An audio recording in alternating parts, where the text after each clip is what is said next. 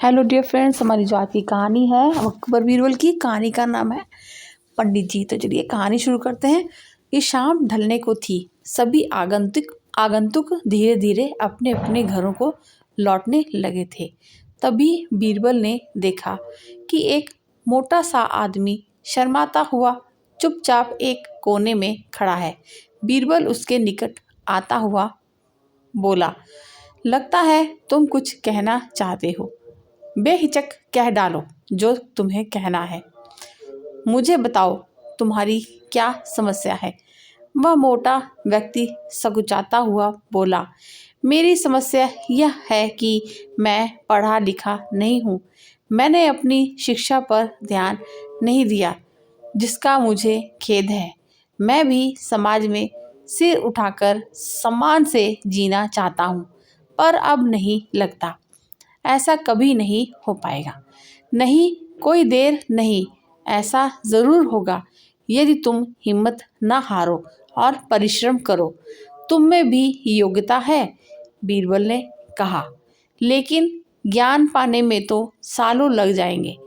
मोटे आदमी ने कहा, मैं इतना इंतज़ार नहीं कर सकता। मैं तो यह जानना चाहता हूँ कि क्या कोई ऐसा तरीका है कि चुटकी बजाते ही प्रसिद्धि मिल जाए। प्रसिद्धि पाने का ऐसा आसान रास्ता तो कोई नहीं है। बीरबल बोले, यदि तुम वास्तव में योग्य और प्रसिद्ध कहलवाना चाहते हो तो मेहनत तो करनी ही होगी, वह भी कुछ समय के लिए। ये सब सुनकर मोटा आदमी सोच में डूब गया। नहीं, मुझ में इतना धैर्य नहीं है, मोटे आदमी ने कहा। मैं तो तुरंत ही प्रसिद्धि पाकर पंडित जी कहलवाना चाहता हूँ। ठीक है, बीरबल बोले, इसके लिए तो एक ही उपाय है। कल तुम बाजार में जाकर खड़े हो जाना। मेरे भेजे आदमी वहाँ होंगे जो तुम्हें पंडित जी कहकर पुकारेंगे। वे बार बार जोर से ऐसा कहेंगे। इससे दूसरे लोगों का ध्यान इस ओर जाएगा। वे भी तुम्हें पंडित जी कहना शुरू कर देंगे।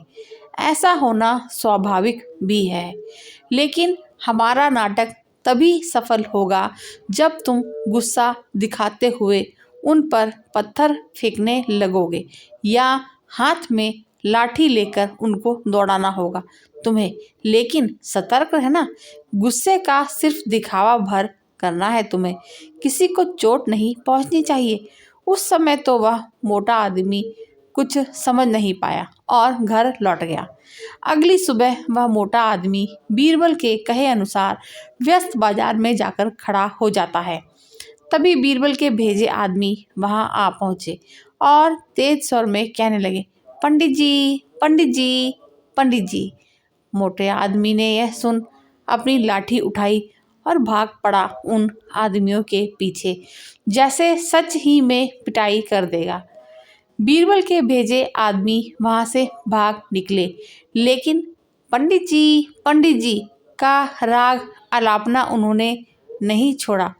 कुछ ही देर बाद आवारा लड़कों का वहां घूमता समूह पंडित जी चिल्लाता हुआ उस मोटे आदमी के पास आ धमकता है। बड़ा मज़ेदार दृश्य उपस्थित हो गया था। मोटा आदमी लोगों के पीछे दौड़ रहा था और लोग पंडित जी कहते हुए नाच गाकर चिल्ला रहे थे। अब मोटा आदमी पंडित जी के नाम से प्रसिद्ध हो गया। जब भी लोग उसे देखते तो पंडित जी कहकर ही संबोधित करते। अपनी ओर से तो लोग यह कहकर उसका मजाक उड़ाते थे कि वह उन पर पत्थर फेंकेगा या लाठी लेकर उनके पीछे दौड़ेगा। लेकिन उन्हें क्या पता था कि मोटा तो चाहता ही यही था। वह प्रसिद्ध तो होने लगा ही था। इसी तरह महीनों बीत गए। मोटा आदमी भी थक चुका था। वह यह भी समझ गया था कि लोग उसे सम्मानवश पंडित जी नहीं कहते, बल्कि ऐसा कहकर तो वे उसका उपहास करते हैं। लोग जान गए थे कि पंडित कहने से उसे गुस्सा आ जाता है। वह सोचता था कि शायद लोग मुझे पागल समझते हैं।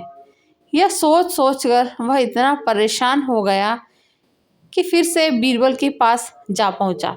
वह बोला, मैं मात्र पंडित जी कहलाना नहीं चाहता। वैसे मुझे स्वयं को पंडित कहलवाना पसंद है और कुछ समय तक यह सुनना मुझे अच्छा भी लगा, लेकिन अब मैं थक चुका हूँ।